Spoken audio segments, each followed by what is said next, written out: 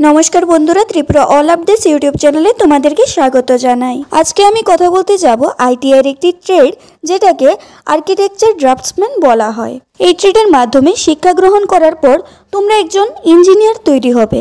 যারা আমার চ্যানেলে নতুন বন্ধুরা আছো তোমরা চ্যানেলটাকে সাবস্ক্রাইব করে দাও যাতে যে কোনো আপডেট রিলেটেড বা জব রিলেটেড নোটিফিকেশন তোমরা সবার আগে পেতে পারো।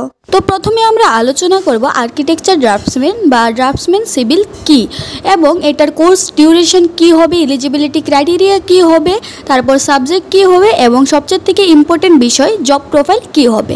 তোমরা ভিডিওটা স্কিপ না করে দেখতে থাকো।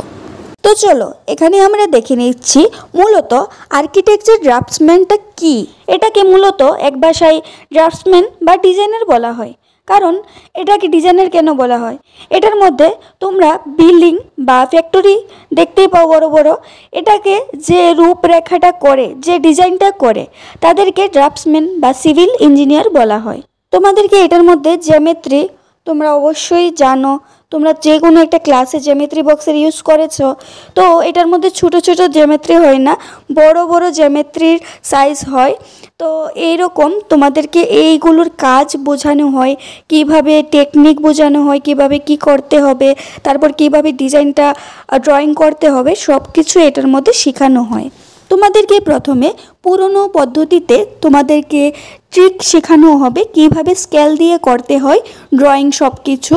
তারপর তোমাদেরকে কম্পিউটারের মাধ্যমে তোমাদেরকে শেপ বানানো শেখানো হবে, আধুনিক পদ্ধতি যেটাকে বলে। তো তোমরা এটার মধ্যে রেল লাইনের যে পুলগুলো অর্থাৎ রেল লাইনের যে পিলারগুলো, ওই পিলারগুলো যে ডিজাইন করা হয় ওইগুলো আর্কিটেকচার ড্রাফটসম্যান ডিজাইন করে।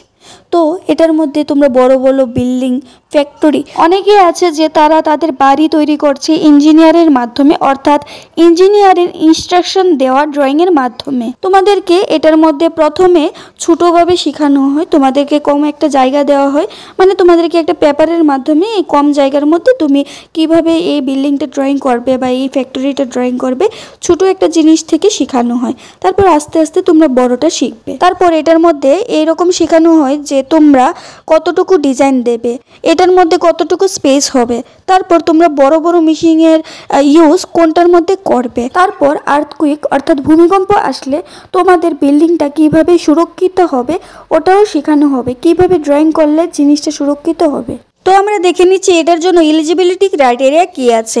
এলিজিবিলিটি ক্রাইটেরিয়ার মধ্যে তোমরা যারা আইটিআই অ্যাডমিশন হবে তোমাদের শুধুমাত্র মাধ্যমিক পাস হলেই হবে। তারপর আসছি এই কোর্সের ডিউরেশন কত। যেহেতু এটা একটা ইঞ্জিনিয়ারিং কোর্স, এটা অবভিয়াসলি 2 ইয়ার্স বা 3 ইয়ার্স বা 4 ইয়ার্সের কোর্স থাকবে। এই নন ইঞ্জিনিয়ারিং কোর্স সবসময় 1 বছরের হয় আর ইঞ্জিনিয়ারিং কোর্স সবসময় 2 বছর থেকে শুরু হয়। তো এটা 2 বছরের কোর্স। আইটিআইয়ের মধ্যে যেটা করানো হয় এটার মধ্যে বেসিক কিছু ডিটেলস তোমাদেরকে শেখানো হয়। তো এখানে বলবো ড্রাফটসম্যান জব প্রোফাইল নিয়ে। তো তোমাদের জব প্রোফাইলটা কি থাকতে পারে, তোমরা প্রথমে ড্রাফটসম্যান স্ট্রাকচারাল হতে পারবে, দ্বিতীয়ত আর্কিটেকচার অ্যাসিস্ট্যান্ট হতে পারবে, তারপর স্ট্রাকচারাল ড্রাফটসম্যানও হতে পারবে, যেটা সম্পূর্ণ তোমাদের পার্সোনাল স্কিলস এবং নলেজের উপর নির্ভর করে তুমি কোন সেক্টরে জব পাবে। তারপর আমরা আলোচনা করব সাবজেক্টের ব্যাপারে, তোমাদেরকে সাবজেক্ট অনুযায়ী কি কি শেখানো হবে।